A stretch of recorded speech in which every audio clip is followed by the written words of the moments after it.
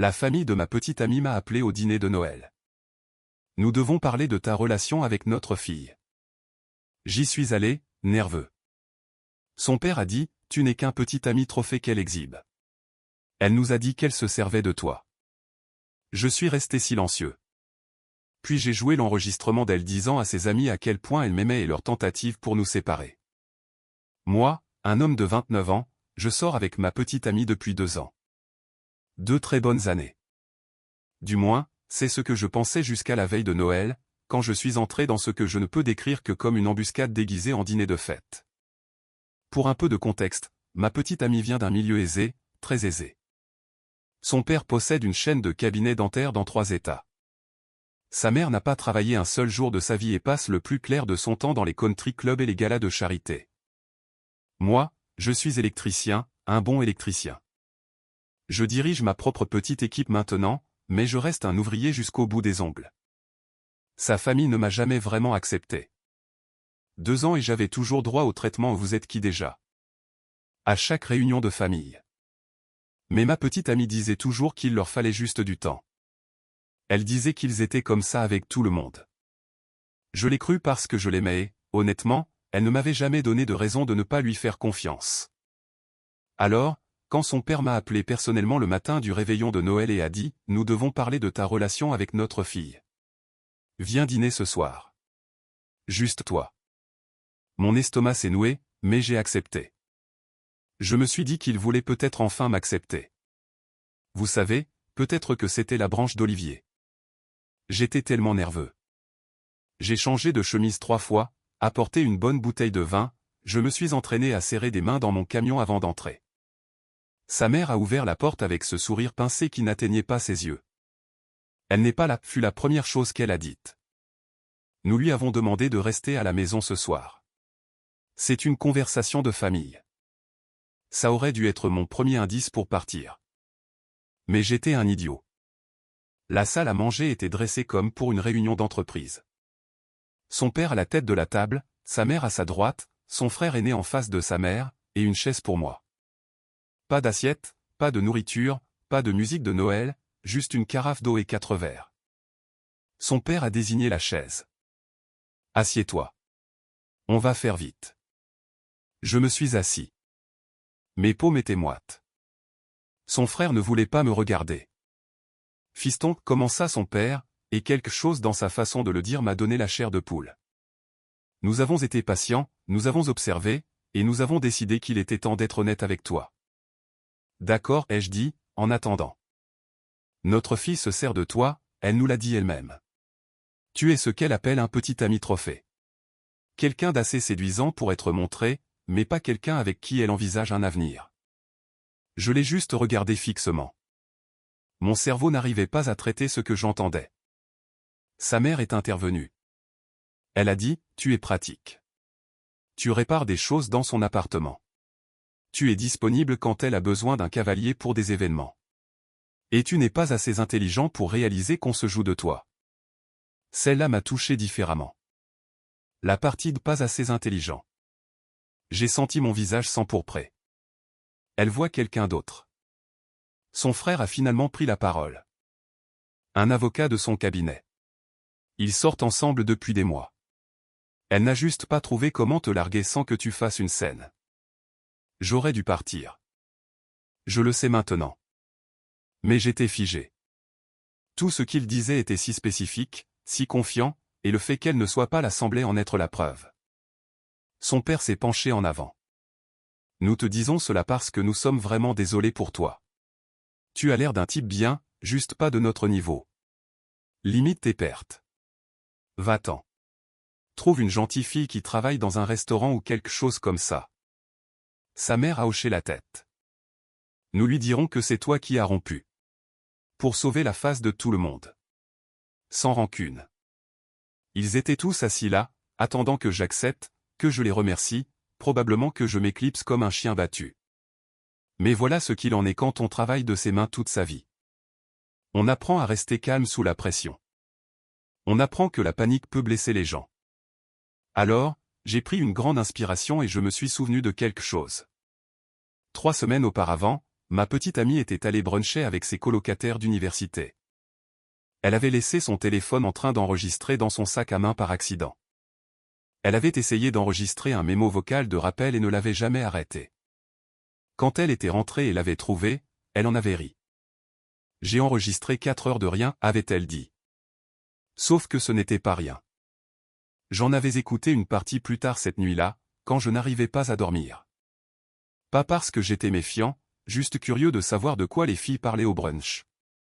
Et ce que j'ai entendu, disons simplement que j'ai immédiatement sauvegardé cet enregistrement sur mon cloud. Puis sur mon téléphone, puis sur un disque de sauvegarde. Appelez ça de la paranoïa, appelez ça de l'intuition. J'ai sorti mon téléphone. Avant de répondre à tout ça, je veux vous faire écouter quelque chose. Les yeux de son père se sont plissés. Qu'est-ce que c'est? Écoutez, c'est tout. J'ai appuyé sur lecture. La voix de ma petite amie a rempli la pièce. Je l'aime tellement. C'est honnêtement agaçant. Jean, je me surprends à sourire juste en pensant à sa tête d'idiot. C'est fou, non? La voix de son amie. C'est dégoûtant de stupidité. Ma petite amie. Je sais que ma famille le déteste. Ma mère n'arrête pas de dire que je peux trouver mieux. Quoi que ça veuille dire. Mon père a essayé de lui offrir de l'argent pour qu'il me quitte le mois dernier. 20 000 $. Tu te rends compte? Comme s'il était un personnage de film. J'ai mis en pause, j'ai regardé son père. 20 000, hein? Drôle que vous n'ayez jamais mentionné cette partie. Son visage est devenu blanc. Sa mère a commencé à bafouiller. J'ai repris la lecture. Ma petite amie. Et maintenant, mon frère n'arrête pas d'inviter accidentellement mon ex aux événements familiaux. Il s'est pointé à Thanksgiving chez mes parents et ils ont agi comme si c'était tout à fait normal. Son ami. C'est tellement tordu. Ma petite amie. Le pire, c'est qu'ils essaient de me convaincre qu'il se sert de moi pour l'argent de ma famille, ce qui est hilarant parce qu'il ne me laisse même pas lui payer le dîner la moitié du temps. Il a remboursé son camion avec 2 ans d'avance et c'est la personne la plus responsable financièrement que je connaisse. Mais ma mère continue de dire qu'il joue sur le long terme. Jean, madame, c'est un électricien qui travaille 60 heures par semaine. Quand aurait-il le temps de manigancer? J'ai arrêté l'enregistrement. Le silence dans cette salle à manger était assourdissant. Il y en a plus, ai-je dit calmement. Environ 20 minutes où elle me défend auprès de ses amis, parle de notre avenir, dit qu'elle pense que je pourrais être le bon, mais je pense que vous avez saisi l'idée. Son père s'est levé si vite que sa chaise a raclé le sol. Ça ne prouve rien. Les gens disent des choses à leurs amis, mais le pot de vin de 20 000 $ que vous m'avez offert, ça, c'est réel. Et le fait que vous ayez invité son ex à Thanksgiving, c'est réel aussi. J'ai regardé son frère. C'était toi, n'est-ce pas? Je me souviens de vous avoir vu discuter dans le coin pendant que j'aidais à faire la vaisselle comme un idiot. Son frère a regardé le sol. Je me suis levé. Je suis venu ici nerveux. Je pensais que vous alliez peut-être enfin m'accepter. Au lieu de ça, vous avez essayé de me manipuler pour que je quitte la femme que j'aime en mentant sur sa personnalité. C'est ce qui s'est passé ici ce soir, et elle va le savoir. Tu ne peux pas, commença sa mère. Regardez-moi faire. Je suis sorti, suis monté dans mon camion, et appelé ma petite amie. Elle a répondu à la 2e sonnerie. Et bébé, comment ça s'est passé? Ils sont bizarres? Tu dois venir tout de suite. Prends un sac pour la nuit. Quoi? Pourquoi? Qu'est-ce qui s'est passé? Je t'expliquerai tout quand tu seras là, mais je veux que tu saches quelque chose d'abord. Je t'aime et rien de ce qui s'est passé ce soir ne change ça. Elle était chez moi en moins d'1 heure. Je lui ai fait écouter les parties de l'enregistrement que j'avais fait écouter à sa famille. Puis je lui ai fait écouter les parties que je n'avais pas jouées, celles où son ami mentionnait que sa mère l'appelait directement pour lui suggérer de reconsidérer ses choix et que son père menaçait de lui couper les vivres financièrement si elle se fiançait avec moi. Ma petite amie était assise là, en pleurant, non pas parce qu'elle était surprise, parce qu'elle ne l'était pas. Elle soupçonnait sa famille de faire des choses dans son dos depuis des mois. Elle n'avait juste jamais eu de preuves. Je suis tellement désolé, n'arrêtait-elle pas de dire. J'aurais dû te protéger d'eux. Et j'ai tenu son visage. tu n'as rien fait de mal. Si. Et maintenant, nous savons exactement à qui nous avons affaire. Elle a passé la nuit, et le lendemain matin, elle a pris une décision que je ne lui avais pas demandé de prendre. Elle a appelé son père et lui a dit qu'elle savait tout, qu'elle avait entendu l'enregistrement, qu'elle savait pour le pot de vin, le coup monté avec son ex, tout. Sa réponse, nous faisions ce qui est le mieux pour toi. Tu nous remercieras quand tu seras plus grande. Elle lui a raccroché au nez. C'était le jour de Noël. Les choses n'ont fait qu'empirer à partir de là. Mise à jour 1. Donc, ça fait environ une semaine depuis le désastre du dîner de Noël, et vous tous, je ne m'attendais pas à ce que les choses dégénèrent comme ça. Accrochez-vous parce que ces gens sont complètement dingues. D'abord, quelques éclaircissements des commentaires. Oui, l'enregistrement était légal dans mon état. Consentement d'une seule partie. Oui, ma petite amie et moi sommes solides. En fait, tout ce bazar nous a en quelque sorte rapprochés. Rien ne lie un couple comme de découvrir que sa famille mène des opérations psychologiques contre vous. Maintenant, passons au chaos. Le lendemain de Noël, ma petite amie a reçu un appel de sa grand-mère, la mère de son père, qui a dans les 80 ans et est vive comme l'éclair. Apparemment, ses parents avaient convoqué une réunion de famille d'urgence et avaient dit à tout le monde que j'avais contraint et manipulé ma petite amie pour qu'elle coupe le contact avec eux. Ils ont dit que je l'isolais de son système de soutien, ce qui est apparemment un comportement typique d'abuseur. La grand-mère voulait entendre la version de ma petite amie avant de croire quoi que ce soit. Que Dieu bénisse cette femme. Ma petite amie a tout expliqué et la réponse de la grand-mère a été « J'ai toujours su que ton père était un snob. Il tient ça du côté de sa mère. Je l'adore déjà. Mais c'est là que l'arrogance passe à la vitesse supérieure. » Sa mère s'est présentée à l'appartement de ma petite amie 2 jours après Noël. Elle est juste arrivée. Sans prévenir. Ma petite amie n'était pas à la maison. Elle était chez moi. Alors, sa mère a apparemment attendu sur le parking pendant 3 heures jusqu'à ce que ma petite amie revienne chercher des vêtements. La confrontation a été quelque chose. Ma petite amie l'a enregistrée, femme intelligente, et me l'a montré plus tard. Sa mère, tu as subi un lavage de cerveau. Cet homme a retourné ton esprit contre ta propre famille. Ma petite amie, maman, j'ai entendu l'enregistrement. Je sais que vous lui avez offert de l'argent pour qu'il me quitte. Je sais que vous n'arrêtiez pas d'inviter mon ex aux événements en espérant que je... Sa mère, nous avons fait ça pour toi. Tu faisais une erreur. Cet homme est un artisan. Un artisan. Sais-tu ce que les gens au club disent quand je leur dis que ma fille sort avec un électricien? Je m'en fiche complètement. Eh bien, tu devrais. Ta réputation compte. Notre réputation compte. Tes enfants seront. Ma petite amie, nous n'avons pas d'enfants, maman. Sa mère, et Dieu merci pour ça. Peux-tu imaginer des petits bébés ouvriers crasseux rampant partout? Rien que l'embarras. C'est à ce moment-là que ma petite amie lui a fermé la porte au nez. Des petits bébés ouvriers crasseux. Je ne vais pas mentir, celle-là m'a sidéré. Mon père était plombier. Ma mère a travaillé dans le commerce de détail toute sa vie. Ils m'ont bien élevé. Ils m'ont appris à travailler dur et à respecter les gens, peu importe leur tranche d'imposition. Et cette femme a qualifié mes futurs enfants hypothétiques de crasseux. Bref, la mère est finalement partie, mais non sans glisser une note sous la porte de ma petite amie qui disait, et je cite directement, « Quand cela se terminera inévitablement, ne t'attends pas à ce que nous ramassions les morceaux. Tu as fait ton choix. » De vraies ondes chaleureuses et réconfortantes pour les fêtes. Puis est venu le frère. Oh là là. Donc, le frère se pointe sur mon lieu de travail, mon vrai chantier. Mercredi matin, juste après le Nouvel An. Je suis en train de moderniser un panneau électrique pour un client, et ce type en costume débarque comme s'il était chez lui. Il faut qu'on parle, d'homme à homme. Je pose mes outils. Il n'y a rien à dire. Écoute, je comprends. Tu es en colère, mais mes parents n'ont pas tort. Tu n'as pas ta place dans notre monde. Tu ne l'auras jamais. Et ma sœur, elle s'en rendra compte un jour, probablement après avoir gâché des années de sa vie. Mon apprenti regardait toute la scène la bouche ouverte. Le propriétaire de la maison regardait à travers les stores. Tu dois partir, ai-je dit. C'est mon lieu de travail, et tu n'es pas le bienvenu ici. Pensive 20 000, ce n'était pas assez. D'accord. 50, prends 50 000 et va-t'en. Prends un nouveau départ. Trouve quelqu'un d'approprié. J'ai failli rire. Failli. Tu es sérieusement en train d'essayer de me soudoyer sur un chantier?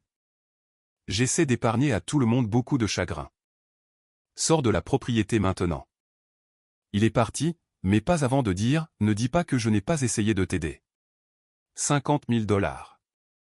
Ces gens pensent vraiment que tout et tout le monde a un prix. L'audace est presque impressionnante. Ce soir-là, j'ai parlé de la visite à ma petite amie. Elle était furieuse. Elle a appelé son frère et l'a incendié. Il a d'abord essayé de nier, puis est passé à « je veillais juste sur toi ». Classique. Elle lui a demandé sans détour « as-tu jamais considéré que je suis une adulte capable de prendre ses propres décisions ?» Sa réponse « tu ne penses pas clairement. L'amour fait ça. » Elle lui a aussi raccroché au nez. Donc, nous sommes maintenant dans cette sorte de limbes étrange où toute sa famille immédiate a soit essayé de me soudoyer, de m'insulter, ou de la manipuler psychologiquement pour qu'elle me quitte. Cela fait moins de 2 semaines depuis Noël. Mais voilà le truc. J'ai gardé des traces de tout. Les enregistrements, les captures d'écran des textos que sa mère lui a envoyés pour la culpabiliser, une déclaration de mon apprenti qui a été témoin de l'arrivée de son frère sur mon chantier. Heure, date, citations exactes lorsque c'était possible. Pas parce que je prépare un plan de vengeance, mais parce que je ne suis pas stupide. Ces gens ont de l'argent et des relations. S'ils décident de faire monter les enchères, et les gens riches et arrogants font toujours monter les enchères, je veux être préparé. Ma petite amie a emménagé avec moi cette semaine. Pas officiellement, mais elle est là tous les soirs, et la plupart de ses affaires sont ici maintenant. Elle dit qu'elle a besoin de prendre ses distances avec le chaos. Je comprends. Son père a appelé hier. Elle n'a pas répondu. Il a laissé un message vocal qu'elle m'a laissé écouter. Ma chérie, ça a assez duré. Nous sommes prêts à pardonner ta petite rébellion si tu rentres à la maison pour le dîner du dimanche, seul. Nous pouvons en discuter comme des adultes. Ta mère s'ennuie de toi. Arrête d'être dramatique. Ma petite rébellion. Comme si elle était une adolescente qui faisait le mur après le couvre-feu et non une femme adulte choisissant de sortir avec quelqu'un que ses parents n'approuvent pas. Elle n'a pas répondu. Je ne pense pas qu'elle le fera. Je vous tiendrai au courant. Quelque chose me dit que c'est loin d'être terminé. Mise à jour 2. Bon, dernière mise à jour parce que, honnêtement, j'ai besoin de vider mon sac et de continuer ma vie. 2 semaines après ma dernière mise à jour, les choses ont atteint un point culminant d'une manière que je n'aurais jamais imaginée. Donc, le père de ma petite amie a apparemment décidé qu'ignorer le problème ne fonctionnait pas parce que le problème, moi, ne disparaissait pas. Sa nouvelle stratégie, attaquer la relation de l'intérieur en essayant de rendre ma petite amie à nouveau financièrement dépendante d'eux.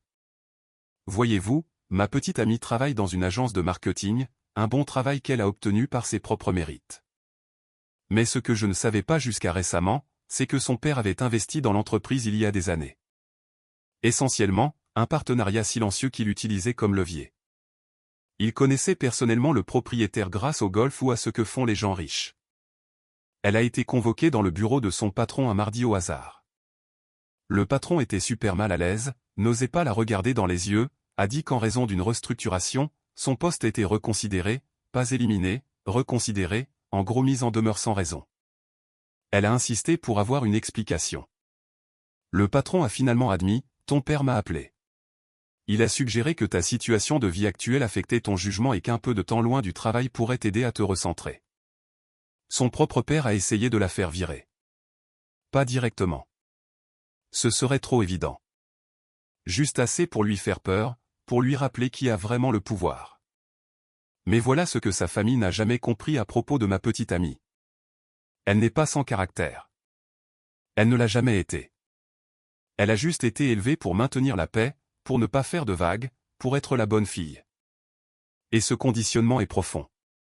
Il a fallu toute cette situation pour enfin le briser. Elle est rentrée chez ses parents ce soir-là. Je veux dire, pendant que j'étais encore au travail. Elle ne m'a pas dit qu'elle y allait. J'ai reçu un texto vers 19 h, chez mes parents. Je dois régler ça. Fais-moi confiance. Je ne vais pas mentir, j'ai un peu paniqué. J'ai pensé qu'il l'avait peut-être finalement eu à l'usure. Peut-être que la menace sur son travail était la goutte d'eau et qu'elle allait céder. Mais ensuite, elle m'a appelé à 21h. Je les ai confrontés. Tous. Ma mère, mon père, mon frère étaient là aussi. Je leur ai tout dit. Chaque manipulation, chaque mensonge, chaque tentative de contrôler ma vie par l'argent et les menaces. Qu'ont-ils dit? Mon père a dit que je jetais mon héritage par les fenêtres. Ma mère a pleuré et m'a traité d'ingrate. Mon frère a dit, tu l'as retourné contre son propre sang en point. Et puis je leur ai dit que, à moins qu'il ne s'excuse sincèrement, pas seulement auprès de moi, mais aussi auprès de toi, et qu'il ne s'engage à te traiter avec un respect élémentaire, c'est fini pour moi. Pas temporairement fini. Pas de fête, pas d'anniversaire, pas d'héritage, rien. Silence de mon côté. Je ne savais même pas quoi dire. Ils se sont moqués de moi. Mon père a carrément ri et a dit que je reviendrais en rampant dans un mois quand je réaliserais ce que j'abandonnais. Alors, et maintenant? Maintenant, je pars et je ne regarde pas en arrière. Elle est rentrée à la maison ce soir-là, à notre maison maintenant, avec une boîte d'affaires de sa chambre d'enfant. Des photos, surtout, quelques livres. Rien de grande valeur selon leurs normes, mais inestimable pour elle. Les retombées ont été rapides après ça. D'abord, son père a mis sa menace à exécution. Elle a été officiellement licenciée une semaine plus tard. Poste éliminé était la raison officielle, mais elle savait. Nous savions tous les deux. Elle a demandé le chômage et a commencé à chercher un travail immédiatement. Je lui ai dit que nous nous en sortirions financièrement. Mon entreprise marchait assez bien pour nous couvrir tous les deux pendant un certain temps, mais elle a insisté pour contribuer. Elle a commencé à prendre des contrats de marketing en freelance en moins de 2 semaines. Elle gagne en fait presque autant maintenant qu'à l'agence, juste en cumulant différents clients. Il s'avère qu'elle est vraiment douée dans son travail et que les gens veulent travailler avec elle. Deuxièmement, sa grand-mère, la cool, est intervenue de manière significative. Elle a appelé ma petite amie et lui a dit qu'elle avait entendu des choses de la part de la famille et qu'elle voulait la vérité. Ma petite amie lui a tout raconté. La grand-mère était furieuse, non pas contre nous, mais contre son propre fils. Apparemment, elle a convoqué une réunion de famille chez elle, a fait asseoir le père de ma petite amie pendant qu'elle lui disait qu'il se comportait comme sa mère, ce qui est, je suppose, l'insulte suprême dans cette famille. Et qu'elle avait honte de la façon dont il traitait un homme qui n'a fait qu'aimer sa fille. Son père a essayé de se justifier. Nous protégeons son avenir. Il ne peut pas subvenir à ses besoins comme elle le mérite. La réponse de la grand-mère, j'ai épousé un vendeur de chaussures, ton père.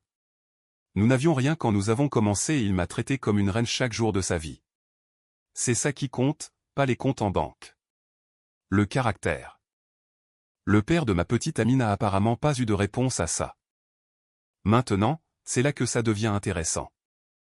La grand-mère a changé son testament. Elle l'a dit ouvertement à toute la famille. Elle lègue sa maison à ma petite amie, celle que tout le monde supposait reviendrait au père de ma petite amie. Ce n'est pas un manoir ou quoi que ce soit, mais elle est payée, vaut peut-être 400. Et plus important encore, cela envoie un message. Les actions ont des conséquences. Son père a perdu la tête. Il a appelé ma petite amie en hurlant sur la façon dont elle avait manipulé une femme mourante, elle n'est pas mourante, elle est en très bonne santé, et volé son droit d'aînesse. Ce n'était pas à lui d'en hériter en premier lieu. Ma petite amie l'a laissé fulminer puis a dit calmement, je ne lui ai rien demandé. Elle a fait son propre choix, tout comme j'ai fait le mien. Il lui a raccroché au nez. C'est la première fois qu'elle a pu lui raccrocher au nez la première, par défaut. Son frère a tenté une dernière chose. Il s'est présenté à ma porte quand ma petite amie n'était pas à la maison. Juste moi. Tu es content maintenant? Tu as détruit cette famille. Je l'ai regardé. Vraiment regardé. Ta famille était déjà brisée. J'ai juste tendu un miroir. C'est n'importe quoi. Ton père m'a offert 20 000 $ pour que je parte, puis 50 000 par ton intermédiaire. Ta mère a qualifié mes futurs enfants de crasseux. Tu as invité son ex à Thanksgiving pour nous saboter. Je n'ai rien fait de tout ça. C'est ta famille qui a fait ça à ta propre sœur. Il n'a pas eu de réponse. Il est juste resté là, la mâchoire serrée. Elle vous aimait. Elle vous aime toujours.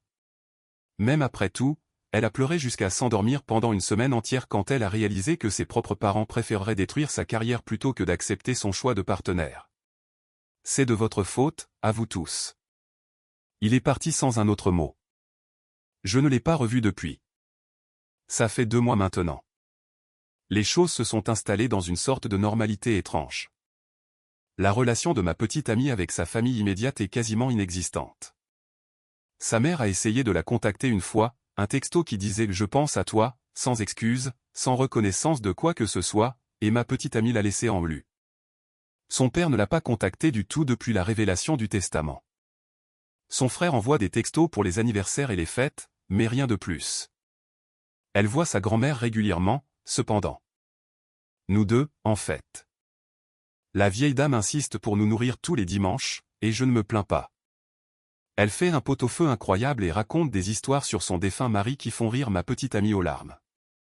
Ma petite amie a trouvé un emploi à temps plein le mois dernier dans une autre agence de marketing.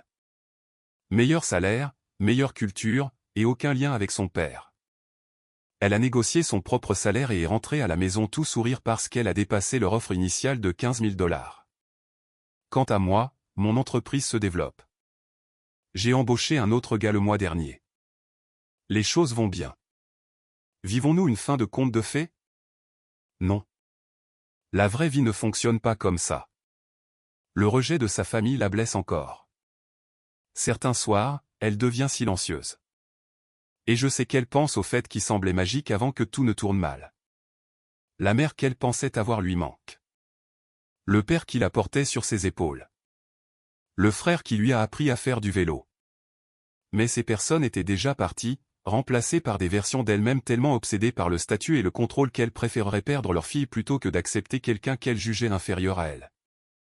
Elle m'a choisi non pas parce que je suis parfait, riche ou impressionnant selon leurs critères. Elle m'a choisi parce que je la fais rire, parce que je la serre dans mes bras quand elle est triste, parce que je suis là chaque jour et que je l'aime exactement comme elle est. Et sa famille. Ils doivent vivre avec les conséquences de leur choix maintenant. La chaise vide à Noël. Les petits-enfants qu'ils ne connaîtront jamais. La fille qui a finalement appris que l'amour n'est pas censé venir avec des conditions et des astérisques. J'ai gardé l'enregistrement. Je l'ai toujours sauvegardé à 3 endroits. Une partie de moi a pensé à le publier. À vraiment tout faire exploser. Mais ma petite amie m'a demandé de ne pas le faire. Ils doivent vivre avec ce qu'ils ont fait, a-t-elle dit. C'est suffisant. Elle est plus clémente que moi. Mais elle a raison. Ils vivent déjà dans leur propre prison personnelle. Une prison faite de fierté, de regrets et de silence. La semaine dernière, nous sommes allés regarder des bagues, juste pour voir. Elle a dit juste pour le plaisir.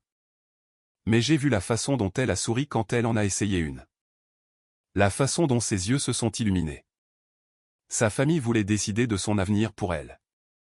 Voulait choisir quelqu'un d'approprié avec le bon pédigré et le bon compte en banque. Au lieu de cela, elle va épouser un électricien qu'il aime plus que tout au monde. Et honnêtement, je pense que c'est la meilleure des vengeances. Cool. Cool.